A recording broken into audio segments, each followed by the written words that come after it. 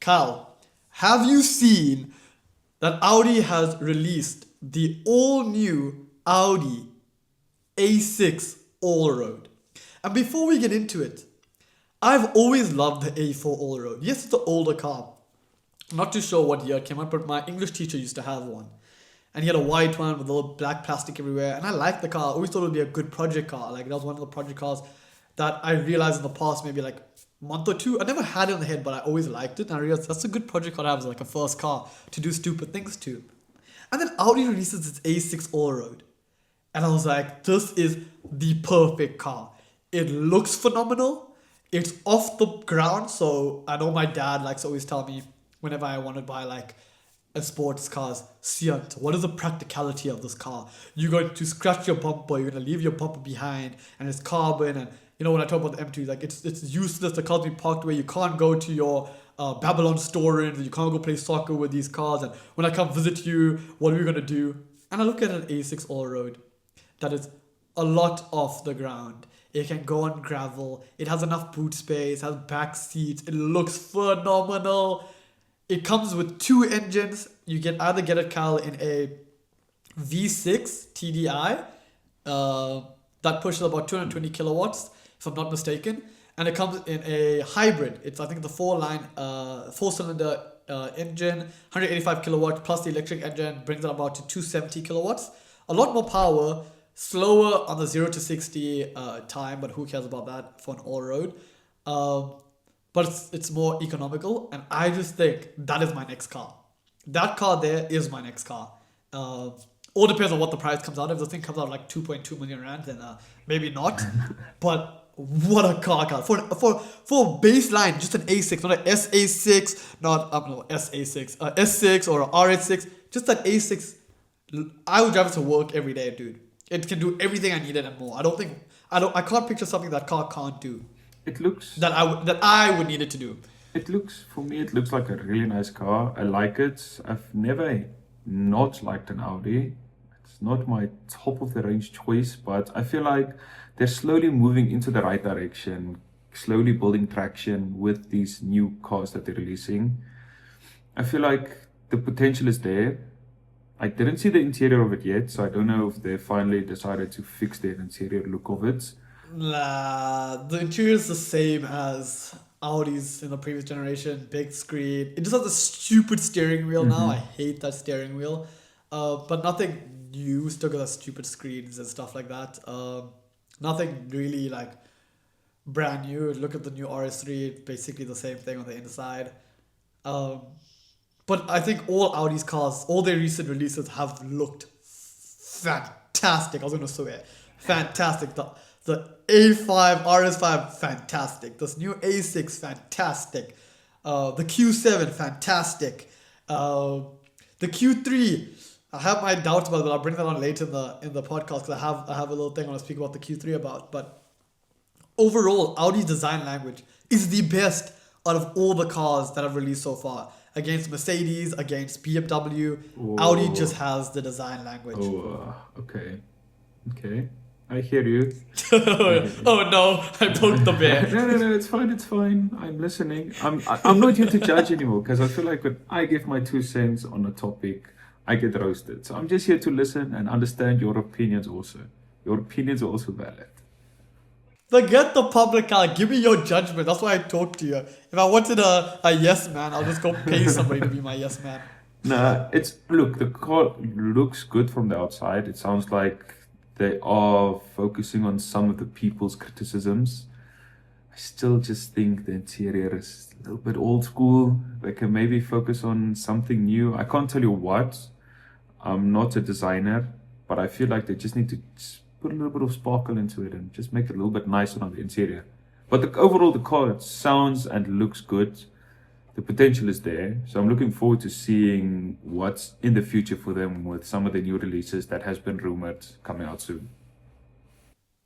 Wait, what are you insinuating to? I haven't heard any of these rumors. Now, I've just been seeing things online. I don't know if it's true, but I've just been seeing things online. But I don't want to spread false things though.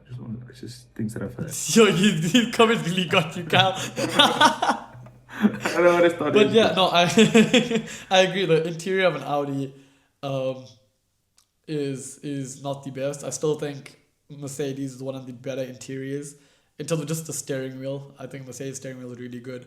Um, I feel like but yeah, if you would rate the interior of an Audi, it's like you have your S tier, like it's the BMWs and the Mercs. Then like you have eight. BMW. Yes, Really? yes. What's wrong with the BMW interior? What's wrong with the BMW interior?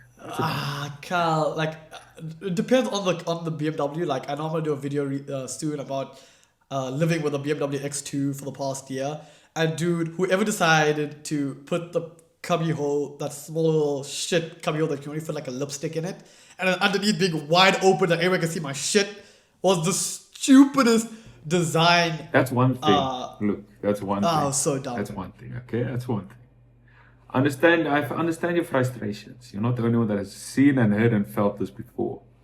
But I feel like overall interior, if you combine everything, firstly is Merc and BMW. Then you have VW, and then you get to Audi. If you look at the like you said, legacy brands, like if you look, base it on German brands, I feel like Audi is still a little bit at the bottom. They need to spice it up. If you look at even options to like customize the interior, there's not a lot of potential in upgrading their interior compared to the other brands. I think it's quite harsh putting Audi right at the bottom, but I understand where you're coming from. Okay, if you would rate them, then where would you put them? Who do you think I is would better say- and worse than them? Base Okay. it on the German class, because I could put other. Yeah, okay, the German car, but what are we talking about? New age interiors, or are we taking in New, old new, interiors? What are we talking about today? new age interiors. Okay, in new age interiors, I would say possibly Mercedes Benz, just because I love their steering wheel. Then I would put Audi and BMW together. Maybe Audi beating it just a little bit, just because I feel like Audi's language on the interior, everything like is consistent. Everything talks to one another. It doesn't seem like they just threw a screen on and left it.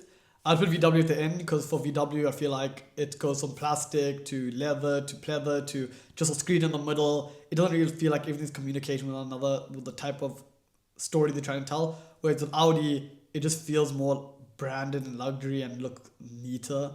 But yeah, that's my take. I still say Mercedes. And Mercedes' new interiors are a bit going off the rails if I'm talking about interiors in terms of which car had a really good interior? Like the C63, I like with the dual steering wheels. I'll put a picture up on the screen for those of you aren't seeing. I just really like that steering wheel. It's the same one that's in Aston Martin now.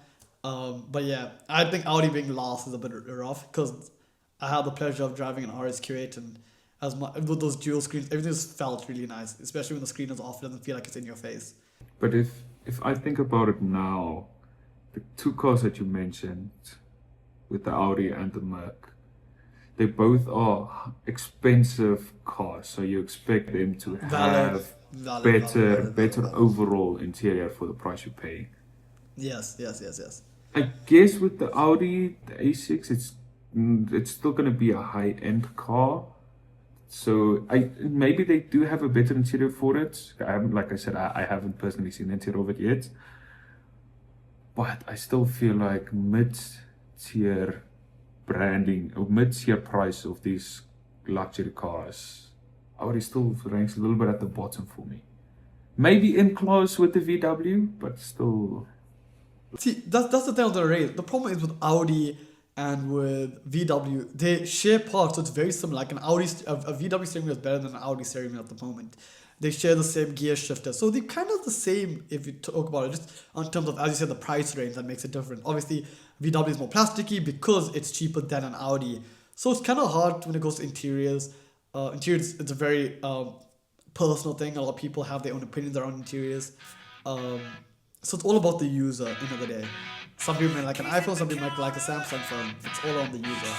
So that is just where it is at the moment.